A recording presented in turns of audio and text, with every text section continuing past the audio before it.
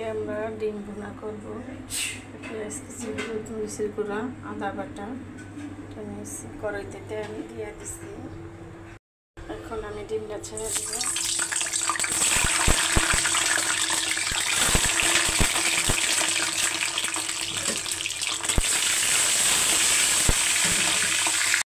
ডিমটা লাল হওয়ার জন্য একটু হলুদের গুঁড়া দিয়ে দেবো। ডিমটা লাল হয়ে যাবে ভাজবে, কালারটা সুন্দর দেখা যাবে। আর ডিম সিদ্ধ করলে ভেঙে যায়। ভাজা শেষ, ওই ডিম ভাজাটা দিয়ে পেঁয়াজ ছেড়ে দেবো।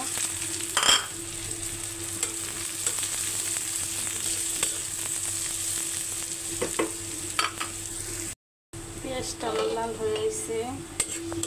এখন আমি একটু ছেড়ে দেবো আদা বাটা।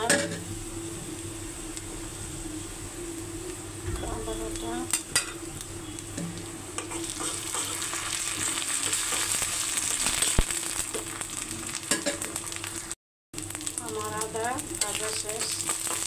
এখন একটু পানি দিয়ে দিব।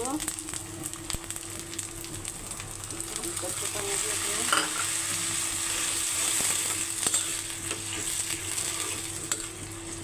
হলুদ মরিচের গুঁড়া দিয়ে দেব।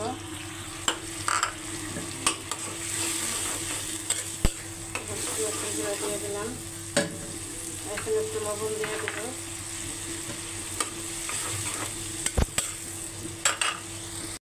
কষানো শেষ, উপরে তেল উঠে আসছে। দেখেন, যত বেশি কষাবে না অত মজা। এখন আমি ভাজা রাখা ডিমটি ছেড়ে দিব।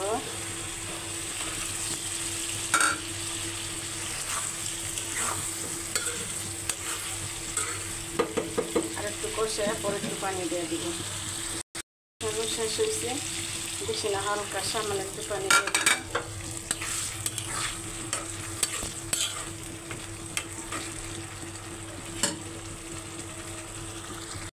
এখন আমি একটু ধনিয়া পাতা ছিটিয়ে দিব।